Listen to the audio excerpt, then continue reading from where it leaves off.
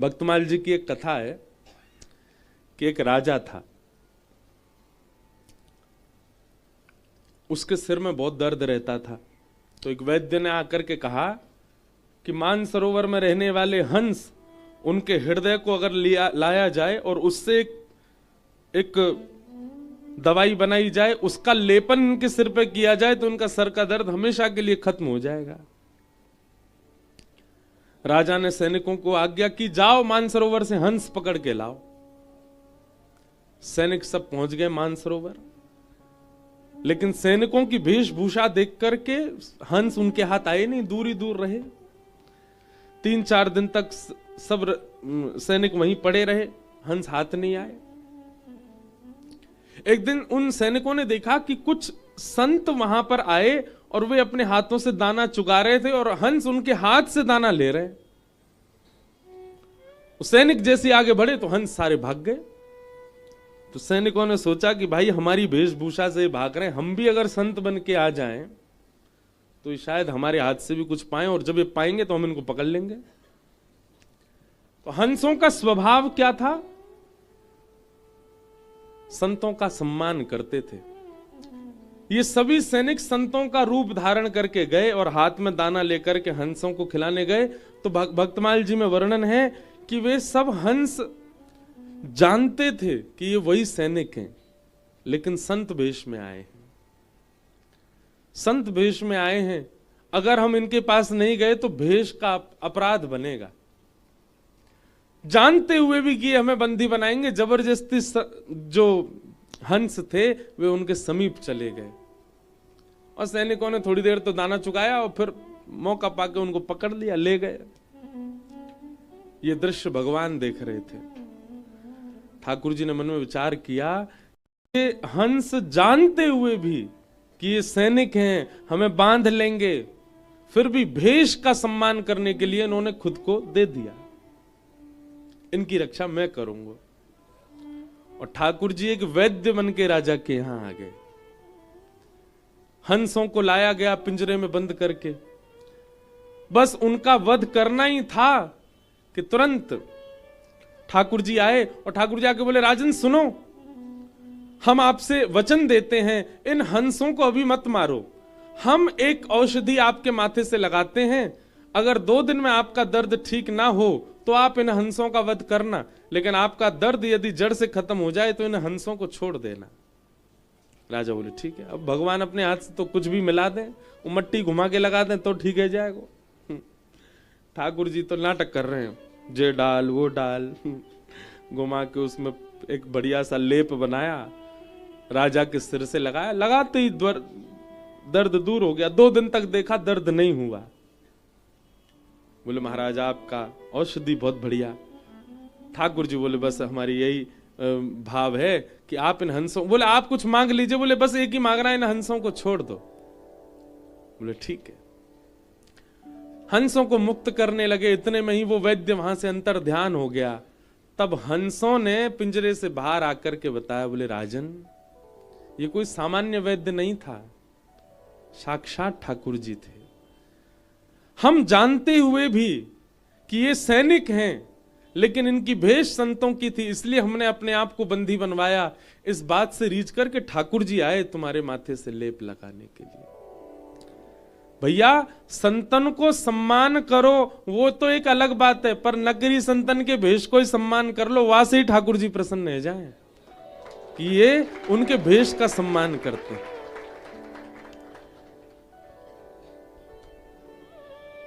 कलयुग यदि जीवन में आ जाएगा ना बंधुओं, बहुत सावधानी से सुनिएगा, हमारी भक्ति में सबसे ज्यादा बाधा यदि कोई है तो वो एक ही है, और वो है वैष्णव अपराध। और ये हम सबसे बनता है, मुझसे भी बन जाता है। वैष्णव अपराध हमारे जीवन में यदि बन रहा है और बार बार बन रहा है तो इसका मतलब है कि आपके ऊपर कलयुग का प्रभाव है। आपको एक साधक को देख करके भी, एक भजनानंदी को देख करके भी आपके मन में यह भावना आती है कि कहीं ना कहीं ये थोड़ा बहुत तो आडंबर है। ये वैष्णव अपराध है और ये कलयुग आपके ऊपर आ चुका है, इस बात का प्रमाण है। आप बिहारी जी गए और श्री कुंज बिहारी लाल जी का दर्शन करते समय तभी आपने पुजारी जी जो आगे घूम रहे थे और उनके प्रति ऐसी भावना आ गई, जो पुजारी जी तो बस पैसा लेवे के काज डोल रहे हैं, बन गया अपराध। और ये अपराध कौन बनवाता है? कलयुग। भक्तों का स्वरूप ऐसा नहीं, मीराबाई का स्वरूप ऐसा नहीं था। मीराबाई तो जिसको देखती उसके रूप में, उसके स्वभाव में, उसके गुण में, सब में श्री कृष्ण का ही संबंध देखती। हमारे हरिराम व्यास जी का चरित्र कहा था अभी जयपुर में, व्यास जी के चरित्र में आता है हरिराम व्यास जी का स्वरूप कैसा था। कोई बढ़िया लोभी व्यक्ति उनके पास आता, जो बहुत लोभी है, उसको देख करके कहते, वाह भैया तुम पे बामन भगवान बड़ी कृपा है। बामन भगवान भी तो 3 पग जमीन से तीनों लोग लोभ में ले आए थे। कोई बहुत क्रोधी दिखाई देता, वो हो जय हो परशुराम भगवान के अंश। हरिराम व्यास जी की दृष्टि ऐसी थी। कोई बहुत सांवला सा काला सा दिखता, आ जा रे कन्हैया, उसको ऐसे ही बुलाते। किसी का सौंदर्य अद्भुत होता, अद्भुत गंभीरता होती, अरे जय हो मेरे राघव, वो व्यक्ति के नाम से उसको पुकारते ही नहीं थे, व्यक्ति के स्वभाव से उसको परखते ही नहीं थे। जिसको देखते थे उसमें या तो आचार्यों का अनुभव करते थे या फिर ठाकुर जी का अनुभव करते थे। ऐसी हरिराम व्यास जी की दृष्टि थी। ये सीखना चाहिए हरिराम व्यास जी से। जब कभी कोई दिखे, कई लोग होते हैं उनके हाइट इतनी ज्यादा नहीं होती, छोटे से ही होते हैं, जब आए तो आओ बामन, नेक्स्ट से ही हो भैया तुम तो। कोई बहुत छरेरा हो, नेक में ही इधर भाग जाता है उधर आ जाता, पतरा दुबला सा डोल्ला हो, उसके प्रति ऐसी भावना रहो, जय हो मत्स्य, मछली कैसे यहाँ ते मां भक्तो डोले। सब कामों के लिए हाथ पीछे कर लेता हो, जय हो भैया तुम कूर्म हो, कछुआ, वो भी उसके पास जाओ हाथ पांव भीतर कर लेता, कोई काम नहीं करता। दृष्टि बनाओ, साईं परिकर के ही बना लो, आज से ही कर लो।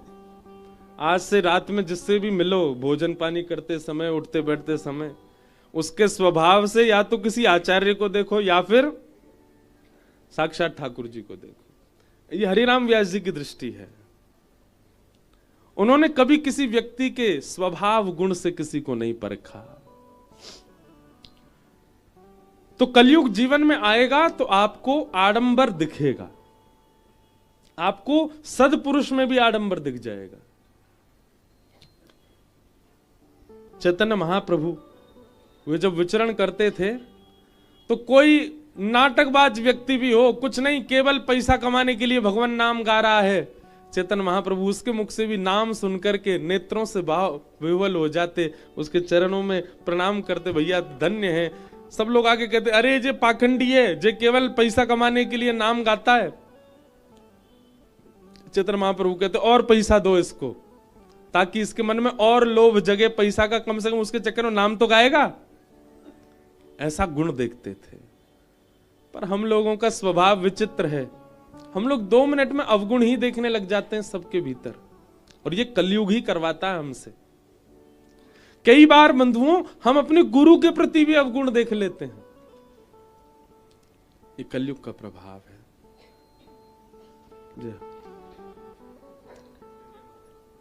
जय जय राधा वल्लभ श्री हरिवंश, जय जय राधा वल्लभ श्री हरिवंश, जय जय राधा वल्लभ श्री हरिवंश, जय जय राधा वल्लभ श्री हरिवंश, जय जय श्री वृंदावन श्रीवन चंद, जय जय श्री वृंदावन श्रीवन चंद, जय जय। ये देखो ब्रज के संत जासों छुप भी जाए वाकु सखी बना दे।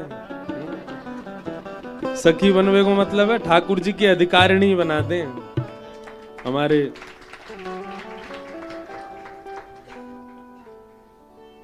श्री हिताश्रम वाले पूज्य महाराज जी पधारे हैं। बारंबार महाराज जी को वंदन प्रणाम।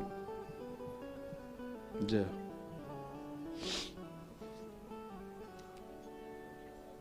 तो कलयुग के ये पंच स्थान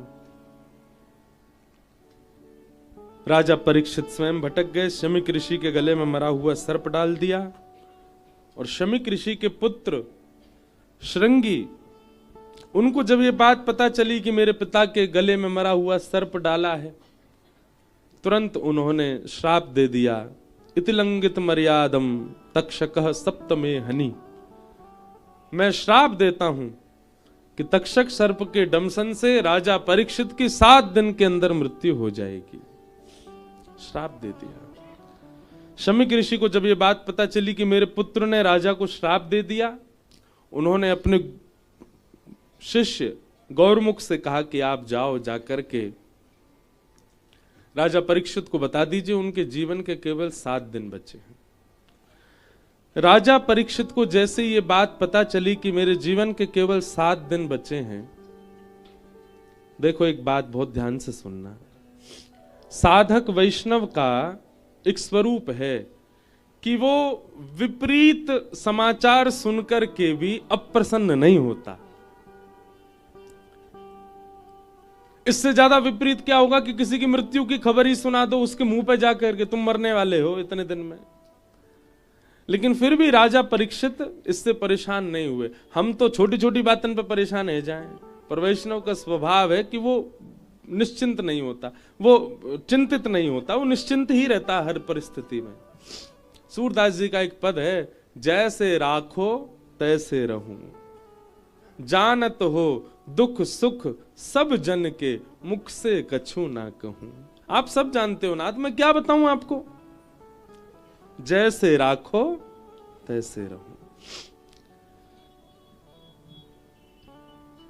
परीक्षित जी ने मन में विचार किया कि जिन्होंने मेरी मातृ गर्भ में ब्रह्मास्त्र से मेरी रक्षा की, उस समय भी कोई कारण था, और आज एक ब्राह्मण के द्वारा 7 दिन में मरने का श्राप लगा है, तो ठाकुर जी ने इसमें भी कोई कारण ही देखा होगा, मैं क्यों चिंता करूं। उन्होंने चिंता नहीं की। हम सिड्डी से कभी उतरते हैं, कई बार ऐसा होता है कि हम गिरने वाले थे लेकिन बच गए, पर कभी कभी होता है गिर जाते हैं। अरे ठाकुर जी ऐसे कब गिर दिया आपने। ठाकुर जी कहें दारी के तो यूं याद ना, 2 बार बचायो भी तो हो। वास समय तो तेने कही ना, जय हो ठाकुर जी आपने बचा लिए, और ज्यादा ना लग जाए बाद ना रोने लगे। विचारणीय बात है कि नहीं। आप साइकिल चला रहे हो, कितनी बार ऐसा होता है कि आप गिरने वाले थे, नहीं गिरे, लेकिन जिस दिन गिर जाते हैं उस दिन ठाकुर जी के आगे रो रहे हैं, क्या गिर दिए। घर में परिवार का कोई सदस्य बीमार हो गया, बीमार होकर बेचारा ठीक हो गया, लेकिन किसी दिन बीमार हो गया और इतना बीमार हुआ कि ठीक ही नहीं हो रहा, तो ठाकुर जी से शिकायत शुरू हो जाती है। ठाकुर जी कहते हैं ये कितनी बार बीमार हुआ, उतनी बार सही भी तो हुआ, तब तो तुमने क्षमा नहीं किया, तब तो तुमने एक बार भी नहीं कहा कि ठाकुर जी आपकी बड़ी कृपा, और जब अब सब सही नहीं हो रहा तो फिर शिकायतें लगा रहे हो। ये समझने वाली बात है, राजा परीक्षित से सीखो। राजा परीक्षित कह रहे हैं कि जब मेरे मातृ गर्भ में ब्रह्मास्त्र आकाश में था तो वो रक्षा करने आए थे, और आज 7 दिन में मरने का श्राप लगा है, तो इसमें भी कुछ ना कुछ होगा। हमारे पूज्य गुरुदेव भगवान रामानुज गुरु जी बहुत अच्छी बात कहते हैं, ध्यान से सुनना। विश्वासो फलदायक।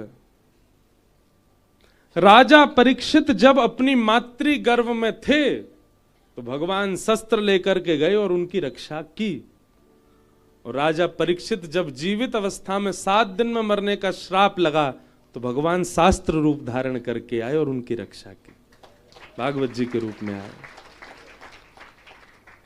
अच्छा, दोनों में भी कारण।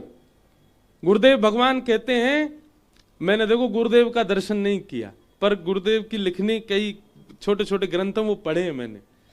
एक जगह गुरुदेव कह रहे हैं कि वहां अश्वत्थामा ने शस्त्र छोड़ा था मारने के लिए, तो भगवान शस्त्र से ही रक्षा करने आए। चक्रा नाम की गदा को घुमाया भगवान ने गर्भ में जाके, और आज एक ब्राह्मण ने वाक वज्रम विशशरजह, वाणी का वज्र छोड़ा है, तो ठाकुर जी भी वाणी रूपी धारण करके आए रक्षा करने के लिए। कथा का। कथा क्या है? वाणी रूप है। परीक्षित को 7 दिन में मरने का श्राप लग गया। परीक्षित जी महाराज चिंतित नहीं हुए, बल्कि विचार करने लगे, अच्छा है, दुनिया में किसी को नहीं पता कि उसका अंत कब होगा, पर मैं दावे से कह सकता हूं कि 7 दिन से पहले मेरी मृत्यु नहीं होगी।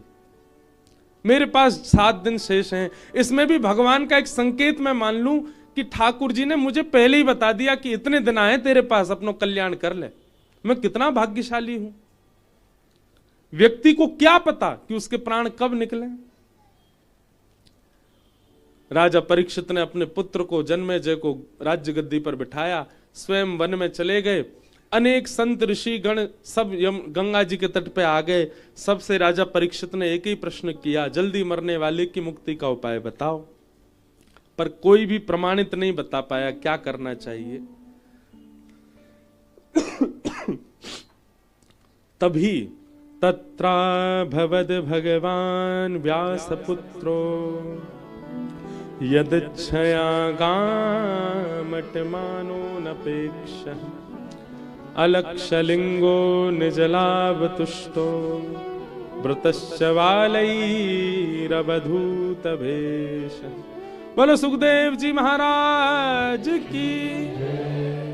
श्री सुखदेव भगवान प्रकट हो गए और चलते हुए आ रहे हैं राजा परीक्षित के पास। सिंहासन पर आकर के विराजमान हो गए। राजा परीक्षित ने चरणों में प्रणाम किया और प्रश्न किया, भगवान अतः पृच्छामि संसिद्धिम योगिनाम परमम गुरुम पुरुषस्येह यत्कार्यम म्रियमाणस्य सर्वथा। जल्दी मरने वाले की मुक्ति का उपाय बताओ। एक बहुत प्रिय भाव है मेरे हृदय का, बहुत कम गाता हूं मैं, पर आज साईं के यहां गाऊंगा। मानो ऐसा भाव है कि श्री परीक्षित जी अब उनके जीवन के 7 दिन बचे और वो सुखदेव जी से प्रार्थना कर रहे हैं। हम भी साईं से प्रार्थना कर रहे हैं।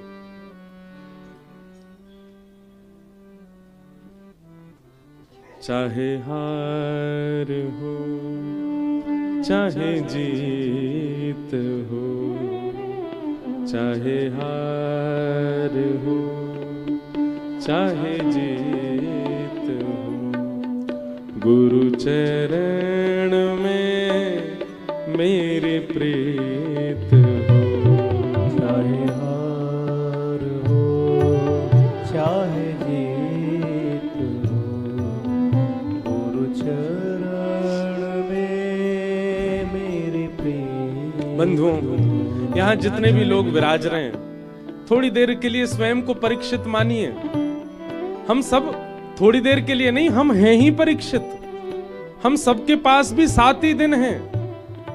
इन्हीं 7 दिनों में जन्म है और इन्हीं 7 दिनों में मृत्यु। भले ही जीवन की अवधि बड़ी हो, पर है तो 7 ही दिन। हम सब भी अपने गुरु का स्मरण करें, जिनसे भी हमारी दीक्षा है, जिनसे भी हमारी शिक्षा है, उन्हीं को हम सुखदेव स्वरूप मान करके हम उनसे प्रार्थना कर रहे हैं। चाहे हार हो चाहे जीत हो, गुरु चरण में मेरी प्रीत हो। चाहे हार हो चाहे जीत हो, गुरु चरण में मेरी प्रीत हो। सागर भी तू साहिल भी तू, सागर भी तू साहिल भी तू, सागर भी तू साहिल भी तू, सागर भी तू साहिल भी तू, मझधार और माझी भी तू, मझधार और माझी भी तू, मझधार और माझी भी तू,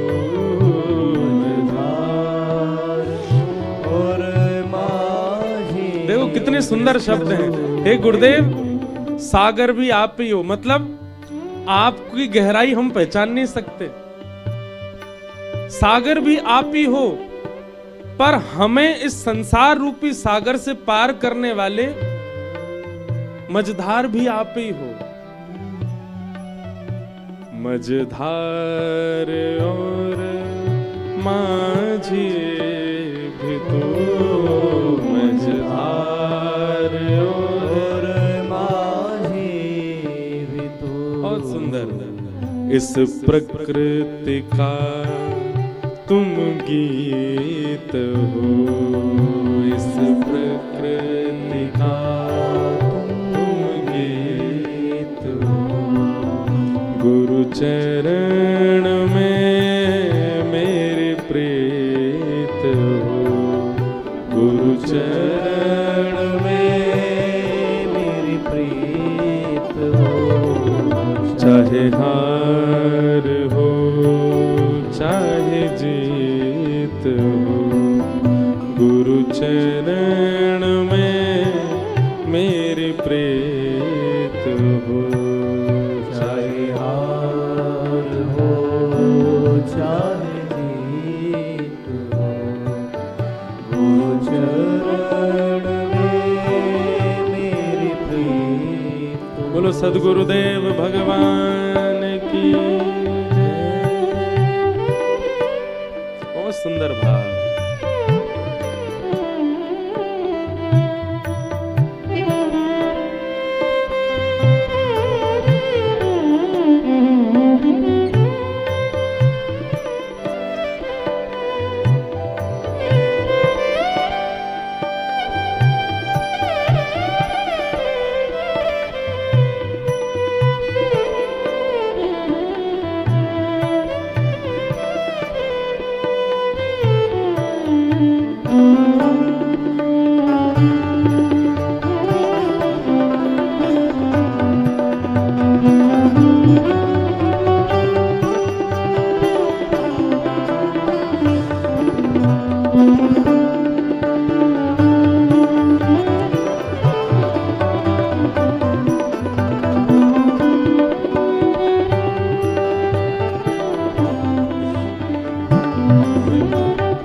दुनिया ये जाने क्या भला, दुनिया ये जाने क्या भला, दुनिया ये जाने क्या भला, दुनिया ये जाने क्या भला।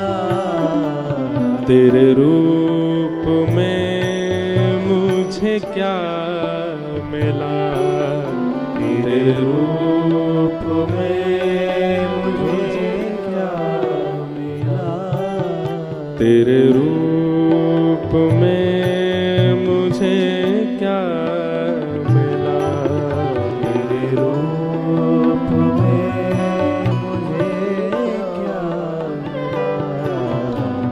गुरुवर मेरे मन मीत हो, गुरुवर मेरे मन मीत हो, गुरु चरण में मेरे प्रीत हो, गुरु चरण में मेरी प्रीत हो। चाहे हार हो चाहे जीत हो, गुरु चरण में मेरी प्रीत हो। चाहे हार हो चाहे जीत हो, गुरु चरण में मेरी प्रीत हो। गुरु चरण में मेरी प्रीत हो, गुरु चरण में मेरी प्रीत हो। बोलो सद्गुरुदेव भगवान की। श्री सुखदेव जी महाराज मंच पर विराजमान हो गए। परीक्षित हाथ जोड़ करके सामने बैठे और कह रहे हैं, भगवान जिसके जीवन के केवल 7 दिन बचे हैं उसको मुक्ति के लिए क्या करना चाहिए, कृपा कीजिए। बंधुओं, मैं एक बात कहता हूं, जो आपके संशय का समाधान बता दे वो गुरु है,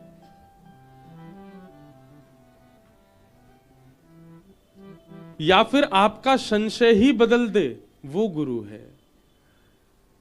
कभी ना कभी संशय का समाधान बताने वाला भी गुरु होता है और आपका संशय ही सुधार दे। कई बार हमारा गलत संशय होता है, जैसे कि आगे के प्रसंग में आप समझेंगे कि परीक्षित पूछ रहे हैं 7 दिन में मरने वाली की मुक्ति का उपाय क्या है, और श्री सुखदेव जी महाराज थोड़ी देर परीक्षित की ओर देखते हैं और फिर कहना प्रारंभ करते हैं, परीक्षित का प्रश्न सुधारते हैं। परीक्षित कि वरियानेशते प्रश्न कृतो लोकहितं नृप आत्मविद सम्मतः पुंसा श्रोतव्यादिषु यपर। परीक्षित, तुम कह रहे हो जल्दी मरने वाले की मुक्ति का उपाय क्या है। अगर ये प्रश्न तुमने पूरे विश्व के लिए किया है तो ये प्रश्न तुम्हारा अच्छा है, लेकिन अगर ये प्रश्न कहीं तुम अपने लिए कर रहे हो तो ये प्रश्न अच्छा नहीं है। तुम कौन हो, पहले अपने ऊपर विचार करो। तुम वो बालक हो जिसने जन्म बाद में लिया, मां के गर्भ में भगवान का दर्शन पहले किया। पूरा विश्व जानता है कि ठाकुर जी ने उत्तरा के गर्भ में आकर के तुम्हारी रक्षा की। क्या भगवान ने तुम्हारी रक्षा ऐसे ही कर दी? ठाकुर जी का कोई तो उद्देश्य होगा ना। किसी की रक्षा ठाकुर जी कर रहे हैं तो इसका मतलब ठाकुर जी उससे कुछ चाहते हैं। ना जाने कितने बालक मातृ गर्भ से बाहर आ ही नहीं पाते, जन्म ही नहीं ले पाते। ठाकुर जी सबको तो नहीं बचाते, लेकिन तुम में ऐसी क्या विशेषता है कि ठाकुर जी ने तुम्हारी रक्षा की। और जिस बालक की भगवान ने गर्भ में जाके रक्षा की, वो बालक कुछ दिन पृथ्वी पर रहने के बाद ब्राह्मणों के द्वारा शापित हुआ। जय बोलो वृंदावन बिहारी लाल की जय। श्यामा प्यारी कुंज बिहारी, जय जय श्री हरिदास दुलारी। श्यामा प्यारी कुंज बिहारी, जय जय श्री हरिदास दुलारी। श्यामा प्यारी कुंज बिहारी, जय जय श्री हरिदास दुलारी। श्यामा प्यारी कुंज बिहारी, जय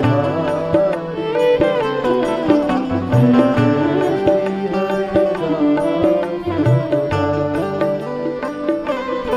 श्यामा प्यारी कुंज बिहारी, जय जय श्री हरिदास दुलारी।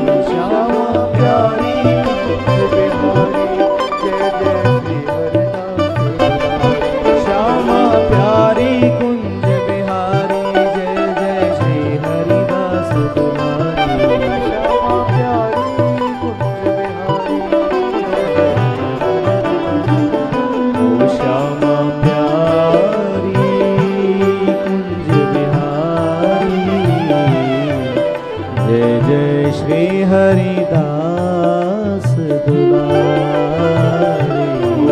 श्यामा प्यारी कुंज बिहारी, जय जय श्री हरिदास, श्री हरिदास, श्री हरिदास दुलारी। बोलो वृंदावन बिहारी लाल की। परम आनंद की बात है, आज हमारे मध्य में परम पूजनीय श्री प्रशांत गिरी जी महाराज, पूज्य महाराज जी पधारे हैं, आपको बारंबार प्रणाम। हमारे भारत के गौरव श्री स्वामी श्री अवधेशानंद जी महाराज का स्थान वृंदावन में है, वहाँ से पूज्य महाराज जी पधारे हैं आज, बहुत बहुत वंदन। और साथ ही जिन्होंने दास को भागवत जी का अध्ययन कराया, हमारे शिक्षा गुरुदेव शिव प्रसाद उपाध्याय जी आए हैं, उनको भी बारंबार प्रणाम वंदन।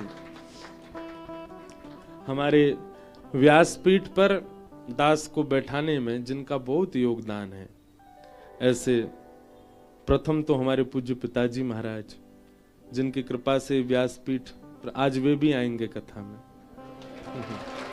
तो अब तो महाराज रात 12 बजे ही होगा कृष्ण जन्म।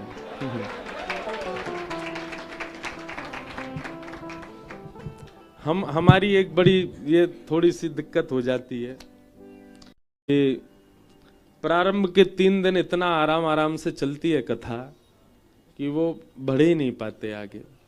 और खूब प्रयास किया हर बार कि भाई अब थोड़ा जल्दी आगे चलेंगे। 1 महीना की कथा करवे गए, माऊ नहीं भाग पाए आगे, वहां पे भी प्रहलाद चरित्र ही हुआ 1 महीना में। तो ये पता नहीं कैसी एक, आज तो हम निकुंज में जा ही नहीं रहे हैं, आज तो हम निकुंज के भाव में प्रवेश ही नहीं कर रहे हैं क्योंकि समय कम है।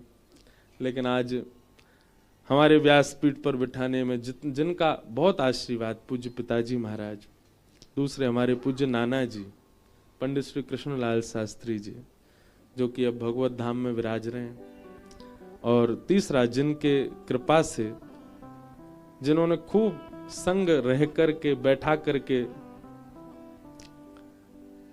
हमें कुछ कहने सुनाने योग्य बनाया, ऐसे हमारे पूज्य शिव प्रसाद गुरु जी, जिन्होंने दास को पढ़ाया।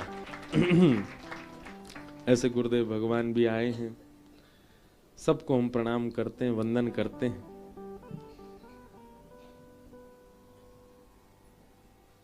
कथा क्रम में चलें, आओ। तो सुकाचार्य जी महाराज कह रहे हैं, वरी आने शते प्रश्न कृतो लोक हितम नृप। हम गुरु जी भी आश्चर्य कर रहे होंगे, ये चौथे दिन यहीं पढ़े हैं अभी।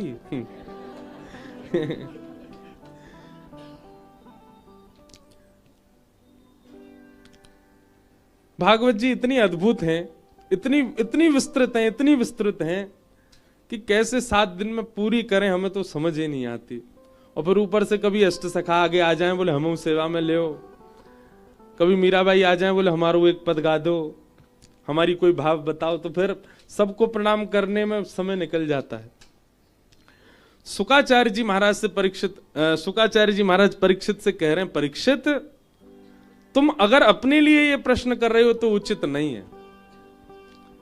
क्यों? क्योंकि तुम वो बालक हो जिसने जन्म बाद में लिया, मातृगर्भ में ठाकुर जी का दर्शन किया, और ठाकुर जी का दर्शन ही नहीं, ठाकुर जी ने रक्षा की तुम्हारी।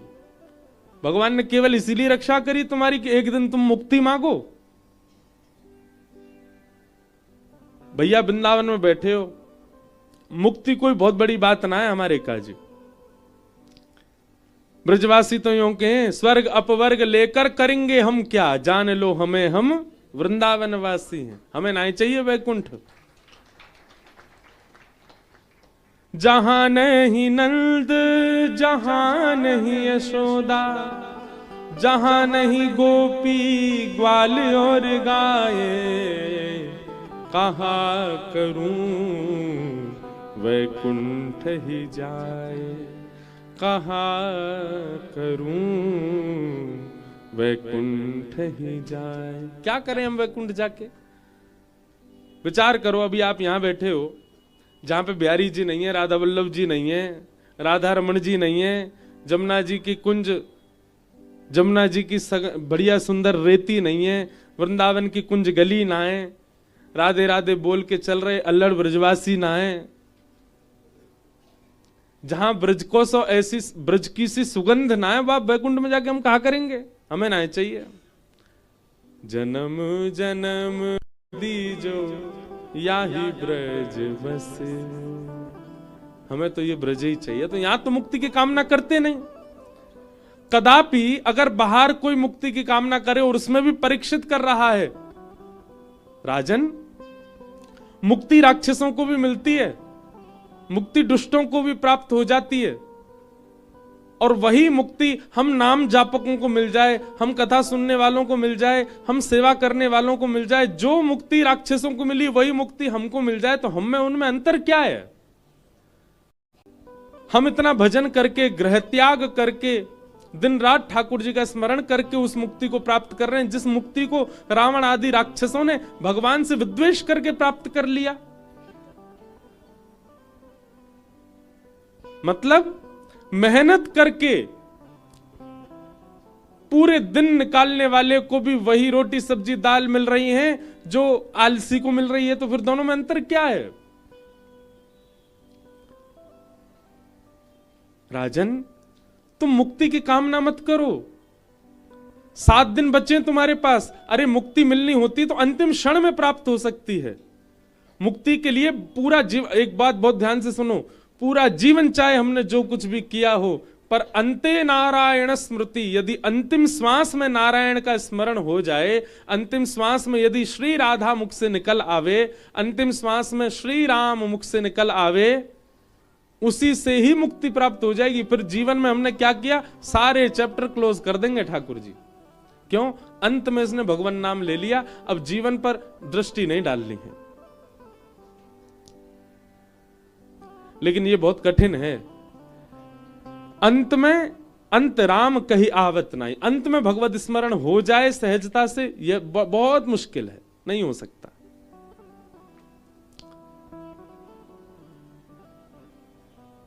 लेकिन राजन तुम्हारे पास तो 7 दिन बचे हैं, एक क्षण में मिलने वाली मुक्ति तुम 7 दिन में क्यों पाना चाहते हो? परीक्षित बोले तो भगवान आप ही बताएं मैं क्या मांगूं, इन 7 दिनों को कैसे सार्थक बनाऊं? तब राजा परीक्षित कहते हैं, राजन सुखदेव जी कहते हैं तुम मुक्ति मत मांगो, तुम भक्ति मांगो।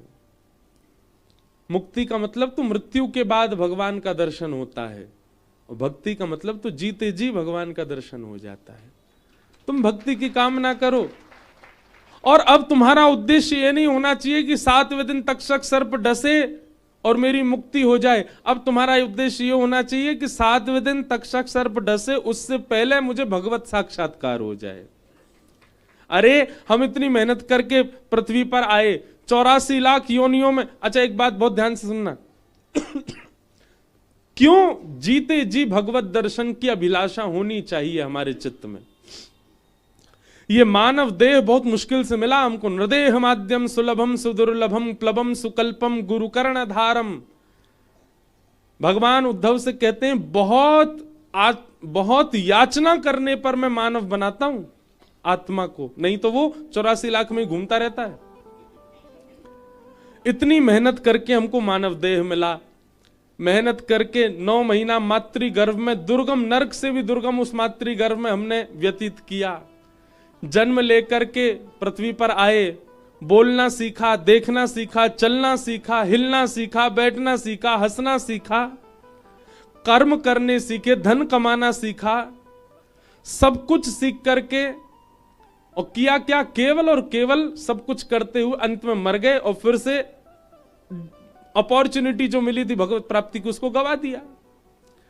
इतना परिश्रम करके मानव बने, सारी परिश्रम हमने किए, इस परिश्रम से इतना तो मांगो कि नाथ इन सब परिश्रमों के फलस्वरूप हमें आप दिख जाओ, एक बार हमें अपना अनुभव करा दो। अगर मानव बनने के बाद भी, इतना सब कुछ प्राप्त होने के बाद भी भगवत दर्शन नहीं हुआ, तो इसका मतलब यह है हमने मानव देह प्राप्त करके अपने ही देह की आत्महत्या कर ली। स्वयं भगवान कहते हैं नदेह माध्यम सुलभम सुदुर्लभम प्लबम सुकल्पम गुरुकर्ण धारम मयानुकूलेन नभस्वतेरितम पुमान भवाब्धिम न तरेत स आत्मा। बहुत सुंदर श्लोक है ये, सीधी बात लिख लीजिएगा। आत्महत्या उसकी नहीं मानी जाती जो अपने प्राणों का अपने आप हनन कर देता है। आत्महत्या उसकी मानी जाती है जिसने जन्म लेने के बाद, मानव बनने के बाद भी पूरा जीवन व्यतीत कर दिया, प्राण निकल गए, लेकिन एक बार भी श्री कुंज बिहारी जी को देख नहीं पाया, उसकी आत्महत्या हो गई। जिसने जन्म लेने के बाद में वृंदावन रस नहीं चखा और प्राण त्याग दिए, आत्महत्या उसकी हुई है। जन्म लेने के बाद में अपने गुरुदेव का आश्रय लेकर के युगल सरकार को देख नहीं पाया, उसने अपनी आत्महत्या की है। इसलिए परीक्षित, तुम मुक्ति की कामना मत करो, तुम तो भक्ति मांगो।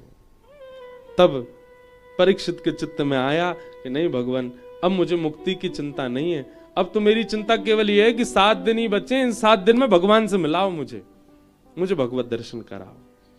तब श्री सुखदेव जी महाराज ने अब कथा सुनाना प्रारंभ किया। आगे कई भाव सुनाए गए हैं, अब हम सबको प्रणाम मात्र करते हुए चलेंगे, थोड़ा थोड़ा स्पर्श करेंगे। ब्रह्मा जी ने नारद जी को बताया कि किस प्रकार पृथ्वी का निर्माण हुआ, भगवान ने चतुश्लोकी भागवत प्रदान की।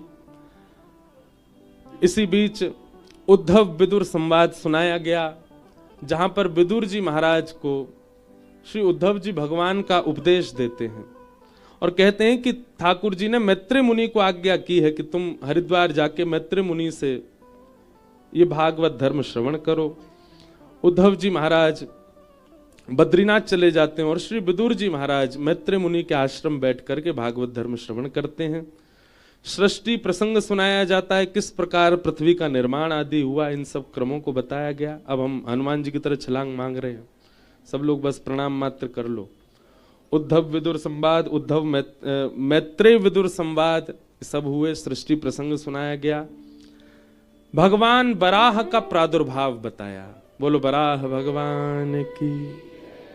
भगवान बराह ने प्रकट होकर के रसातल में गई हुई पृथ्वी को वहां से पुनः स्थापित किया और फिर ब्रह्मा जी के श्री अंग से ही स्वयंभू मनु शत्रुपा पृथ्वी पर प्रथम मानव आए। इनकी 3 पुत्री 2 पुत्र हुए, आकुति, प्रसूति और देवहूति, 3 बेटी। प्रियव्रत और उत्तानपाद ये 2 पुत्र हुए। अब यहां जो कथा सुनाई जा रही है वो है देवहूति की। देवहूति का विवाह ब्रह्मा जी की छाया से प्रकट हुए कर्दम ऋषि के साथ में हुआ, जिनके घर भगवान कपिल का प्रादुर्भाव हुआ। बोलो कपिल भगवान की। इतने सुंदर सुंदर प्रसंग हैं, पर हमको आज कूदना ही पड़ेगा। एक बात बहुत सुंदर सुना दें कपिल देवहूति संवाद की। अच्छा, भागवत जी ऐसी हैं, एक ही श्लोक लेके बैठ जाओ, 7 दिन उसमें भी आनंद आएगा। इतना अद्भुत है भागवत जी का स्वरूप। श्री कर्दम ऋषि जिनसे देवहूति माता का विवाह हुआ, उनके यहां भगवान कपिल क्यों आए? मैया बैठ जाओ, विराज जाओ, हाँ इधर देखो, यहां देखो, सब लोग कथा सुनो। बेचारी जा रही होंगी, मैंने बैठा देंगे। सब लोग इधर देखो, भगवान क्यों पधारे कर्दम ऋषि के यहां? बहुत सुंदर कथा है, ध्यान से सुनना। कर्दम ऋषि ने 1000 वर्ष तक तपस्या की। तपस्या से भगवान प्रसन्न हुए, प्रसन्न होकर के कहा वरदान मांगो, क्या चाहिए? तो कर्दम ऋषि ने ऐसा वरदान मांगा कि भगवान के नेत्र प्रेमाश्रुओं से भर गए। कर्दम ऋषि क्या मांग रहे हैं कि तथा सचाहम परिवोडुकाम समान शीलाम ग्रह मेद धेनुम उपेयवान मूल मशेष मूलम दुराशय काम दुदांग्रिपस्य। बहुत ध्यान से सुनो, कर्दम ऋषि कह रहे हैं, हे नाथ, 1000 वर्ष की तपस्या का मुझे एक ही फल चाहिए। क्या? मैं जितना आपसे प्रेम करता हूं, मैं जितनी आपकी सेवा करता हूं, मैं जितना आपसे स्नेह करता हूं, मुझसे भी अधिक प्रेम स्नेह, मुझसे भी अधिक प्रेम स्नेह और सेवा करने वाली एक कन्या से मेरा ब्याह हो जाए, ऐसी कृपा कर दो। क्या मांगा? मैं जितना आपसे प्रेम करता हूं, मुझसे भी अधिक आपसे प्रेम करने वाली कन्या से मेरा ब्याह हो जाए। भगवान बोले भले आदमी, तेने 1000 साल इसके लिए तपस्या की? ये तो भैया तू ढूंढ लेता, मिल जाती तुझे। ठाकुर जी बोले कन्या मिल जाती, सुंदर मिल जाती, पर आपकी भक्त नहीं मिलती। ये तो आप कृपा करके दोगे। याद रखना, मैं जितना आपको चाहता हूं, मुझसे ज्यादा चाहने वाली ऐसी कन्या से मेरा ब्याह करा दो, ताकि मैं भक्ति करूं, मुझसे दुगनी वो करे, दोनों आनंद में अपना गृहस्थ आश्रम जिएंगे। भगवान इतने प्रसन्न हो गए कर्दम ऋषि के वरदान से, ठाकुर जी के प्रेमाश्रु छलक पड़े। भगवान बोले कर्दम, तुमने जो वरदान मांगा वो पूर्ण होगा। परसों ही स्वयंभू मनु अपनी बेटी लेके आएंगे, उनकी बेटी का नाम है देवहूति। वो तुमसे भी ज्यादा प्रेम करती है मुझसे, तुमसे भी ज्यादा सेवा करती है मेरी, तुमसे भी ज्यादा ध्यान करती है मेरा, उससे तुम्हारा ब्याह होगा। अब ये वरदान तो तुमने मांगा, अब एक वरदान मैं अपनी तरफ से दे रहा हूं। बोले क्या? बोले तुम दोनों जब भक्त आपस में गृहस्थाश्रम में रहोगे, तो तुम दोनों की भक्ति से प्रसन्न हो के तुम्हारा पुत्र बन के मैं ही आऊंगा, मैं ही तुम्हारे घर में पुत्र बन के आऊंगा। एक बात कहें बंधुओं, ठाकुर जी से मांगने को सदैव मना किया गया कथा में, कुछ मत मांगो। पर हम एक बात कहने लग गए अपनी कथा में, गुरुदेव बैठे, सब संत जन बैठे, क्षमा अगर गलत कर रहा हूं तो। हमने कही नहीं, मांगो ठाकुर जी से खूब मांगो, लेकिन कैसे मांगो? हे ठाकुर जी, ऐसा पुत्र दो जो आपकी खूब भक्ति करे, जो वृंदावन से हमारा जितना स्नेह है उसको और ज्यादा बढ़ा दे, संत जनों के प्रति, गुरुजनों के प्रति खूब सम्मान सेवा करने वाला हो, ऐसा पुत्र दो। ऐसा पुत्र मांगने में कोई हर्जा नहीं। ऐसी पुत्री प्रदान करो जो भक्तिमती मीराबाई की तरह एक भक्ति की अलग जगा दे पूरे विश्व में। ऐसी पुत्री हमारे घर हो नाथ, ऐसी कृपा करो। याद रहे, फिर जैसा मांगा है ना उसको वैसा ही बनने देना। कहीं पता चला फिर पुत्र हो गया बढ़िया, तो अब उसको भक्ति से दूर ही दूर रख रहे हैं। नहीं, ये तो बढ़िया है, हमारा धन वन कमा के दे देगा, घर में बढ़िया संपत्ति बना देगा। नहीं, आप ठाकुर जी से कुछ भी मांगो, पर संबंध में ठाकुर जी को ही मांगो। उसके बदले हमें चाहिए क्या? आप ही चाहिए नाथ। हमारो घर बनवा दो। क्यों? हे नाथ, उस घर में आप विराजो, आप ही थाट से विराजो, आपकी सेवा हो, आपके सेवक के रूप में हम उस घर में रहा करें, ऐसी कृपा कर दो। घर बन जाएगा, ऐसा जोर को बनेगा महाराज। क्यों? ठाकुर जी के लिए मांगा है। कर्दम ऋषि ने कहा और भगवान ने कृपा की, कहा कि देवहूति के साथ आपका ब्याह होगा और मैं कपिल के रूप में आपके घर आऊंगा, कपिल के रूप में मेरा जन्म होगा।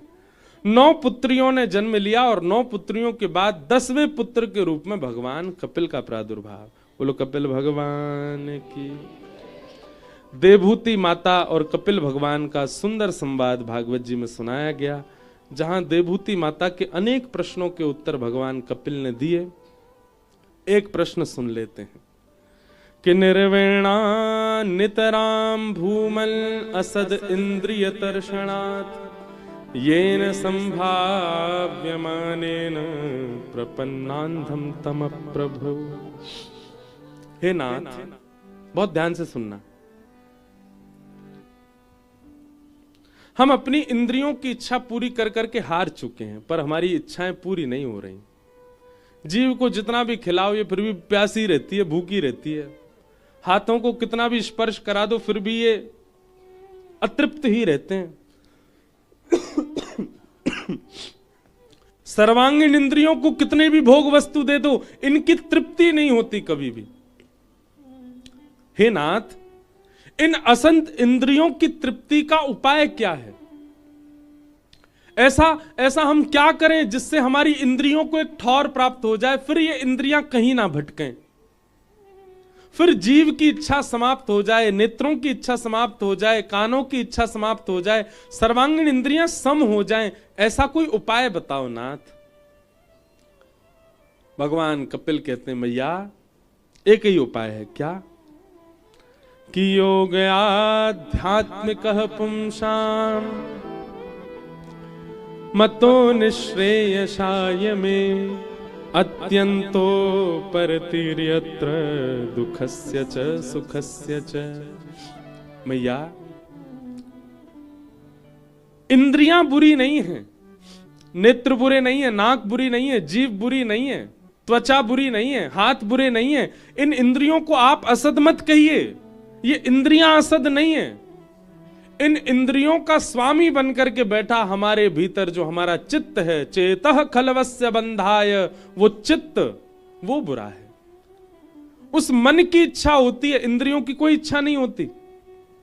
आप करके देख लो, जीव आपकी कुछ इच्छा करे ये खिलाओ, पर आप वो ना खिला करके कुछ और खिला दो, जीव आपको कुछ कहेगी? कुछ नहीं कह सकती। लेकिन हम उसके इतने अधीन हो चुके हैं कि जीव जो कहती है हम उसको खिलाते ही हैं, नेत्र जो कहते हैं हम उसको दिखाते ही हैं, कान जो कहते हैं वो हम उसको सुनाते ही हैं। पर यदि जो वे मांगे वो ना दिया जाए तो संभव है कि इंद्रियां हमारी सम हो सकती हैं। मैया, इंद्रियां बुरी नहीं है, इंद्रियों का स्वामी बन बैठा हमारा मन बुरा है। इस मन को सुधारना है, और मन को सुधारने का एक ही तरीका है, क्या? मन का वातावरण शुद्ध कर दो। हम कैसे के संग बैठते हैं, कैसे के संग खाते हैं, कहां जाते हैं, कैसा बोलते हैं, कैसा सुनते हैं, इन सब का प्रभाव मन पर पड़ता है। यदि इन सब में श्री कृष्ण आ जाएं, मिलें तो श्री कृष्ण, बैठें तो श्री कृष्ण, सुने तो श्री कृष्ण, पाएं तो मतलब सब कृष्ण संबंधी हो जाए, तो मन को सुधरना ही पड़ेगा। इसलिए मैया, इंद्रियों को मत सुधारो, मन को सुधारो। और मन को सुधारने के लिए क्या करना पड़ेगा? सत्संग। जैसा वातावरण रखोगे वैसा मन होता चला जाएगा। तजोरे मन हरि विमुखन को संग, तजोरे मन हरि विमुखन को संग। जाके संग कुमति उपजत है, जाके संग कुमति उपजत है। पड़त भजन में भंग हो, पड़त भजन में भंग। तजोरे मन हरि विमुखन को संग, तजोरे मन हरि विमुखन को। एक बात याद रखिएगा बंधुओं, जैसी सेवा पहले बन रही थी वैसी अब नहीं बन पाती। जैसा नाम जप होना चाहिए वैसा नहीं हो पाता। जितनी रति कथा सत्संग में होनी चाहिए उतनी नहीं बन पा रही है। कहीं ना कहीं आप किसी कुसंगी व्यक्ति से कहीं ना कहीं टच में तो हो, उसका ही प्रभाव। एक बार त्याग कर दीजिए उसका, आप अपने आप अनुभव करेंगे कि आपका भजन बढ़ रहा है, आपकी सेवा बढ़ रही है, आपका नाम में रुचि बढ़ रही है, आपकी सत्संग में रुचि बढ़ रही है, वृंदावन के प्रति प्रेम बढ़ रहा है। संग का बहुत बड़ा असर होता है हमारे मन के ऊपर। हमें लगता है कि व्यक्ति कैसा भी क्यों ना हो, हमारा काम तो बनवा रहा है, कोई बात नहीं, भक्ष भक्ष खाता है, मदिरा पीता है, लेकिन हमारा काम है ना इससे, इसलिए इससे संबंध रखना पड़ेगा। नहीं, उसका त्याग कीजिए। और कई बार आप शरीर से किसी व्यक्ति से दूर नहीं हो सकते, मन से त्यागिए, मन से त्याग दो। मन से उन सब लोगों को त्यागो जो हरि विमुख हैं, उनको मन में स्थान नहीं देना है। वो मिल जाएं तो हाथ जोड़ो, मिल जाएं तो गले भी लग जाओ, पर मन में उनको स्थान मत दो। हम लोग नाटक करना बहुत अच्छा जानते हैं, मानवों को एक खूबी दे रखी है ठाकुर जी ने, नाटक बहुत बढ़िया करते हैं हम लोग। जैसे ही ऐसा व्यक्ति मिले जो भगवत विमुख है, उससे इतने अच्छे से मिलो कि उसको लगे कि आप उसके बहुत प्रेमी हो, पर मन में उसको स्थान मत दो। मन से उन सब का त्याग करो जो हरि विमुख है, और धीरे धीरे धीरे धीरे तन से भी त्याग करने का प्रयास करो। आप देखेंगे जिस दिन आप उसका त्याग कर देंगे मन और तन दोनों से, उस दिन आपका भजन एक अलग स्थिति में आ जाएगा। मीराबाई ने अपने ससुराल पक्ष का त्याग नहीं किया, राणा जी ने खूब विष पिलाए, खूब प्रकार से मीराबाई को प्रताड़ित करने का प्रयास किया। उनकी ननद वो भी बहुत प्रयास करती थी मीराबाई को पीड़ित करने की, पर मीराबाई ने उनका त्याग नहीं किया। एक दिन कथा सबको पता है कि जो मीराबाई के देवर थे, उन्होंने एक वैद्य को बुलाया और वैद्य से कहा कि एक ऐसा कालकूट विष बनाओ जिसकी एक बूंद जाते ही प्राण निकल जाए। तो उस वैद्य ने एक विष बनाया और विष बना करके मीराबाई के कक्ष में पहुंचवा दिया कि भाई चतुर्भुज भगवान का अभिषेक का चरणामृत है, पी लो। मीराबाई ने जैसे ही पात्र देखा, बोले काला काला, वो चतुर्भुज भगवान भी तो काले हैं, उनका अभिषेक किया ना इसलिए चरणामृत काला हो गया। मीराबाई तो अकाल मृत्यु हरणम सर्व व्याधि विनाशकम विष्णु पादोतकम पित्वा पुनर्जन्म न विद्यते। यदि भगवान के चरणामृत का कोई पान कर ले तो उसकी अकाल मृत्यु हर जाती है, पुनर्जन्म नहीं होता। मीराबाई की तो बड़ी निष्ठा थी चरणामृत के प्रति, तुरंत पान कर गई, कुछ नहीं हुआ मीराबाई को। झरोके से देख रहा था उनका देवर, बोले ये तो अभी भी ठीक है। तुरंत वो पात्र मंगवाया और पात्र मंगवा करके उस वैद्य को बुलाया। बोले ए रे, तू हमसे नाटक करता है, हमको दिखा दिया विष है और ऐसे पानी काला बना करके दे दिया। मीरा तो अभी भी नाच रही है, उसको तो कुछ हुआ ही नहीं। वैद्य बोला हो नहीं सकता, इसके प्रत्येक बूंद में इतना विष है कि कोई व्यक्ति एक बार सूंघ ले तो मर जाएगा। तो राणा ने कहा एक काम कर, इसमें 2 बूंद बचा, तू पी। वैद्य बोला मेरे छोटे छोटे बच्चे हैं। बोले हमें नहीं पता, अगर इस विष में ताकत थी तो मीरा को लगनी चाहिए थी, इस विष में ताकत होगी तो मीरा को लगती। विष में ताकत नहीं है इसने नहीं लगी, तू भी पी ले, मीरा भी तो बच गई। और मुख से विष का वो 2 बूंद जबरदस्ती पिवा दिया वैद्य को, और 2 बूंद मुख में जाते ही वैद्य के प्राण निकल गए, नीला पड़ गया शरीर। अब राणा ने तो वैद्य का शव भिजवा दिया उसके घर, लेकिन उसकी पत्नी बच्चे सब महल में आए और मीराबाई के कक्ष के बाहर बैठ के रोने लगे और पूरी बात मीराबाई को बताई। हमारे पति ने विष बनाया आपको पिलाने के लिए, आप तो सही सलामत हो, हमारे पति को पिला दिया, उनके प्राण चले। ये छोटे छोटे बच्चे कैसे बचे हैं?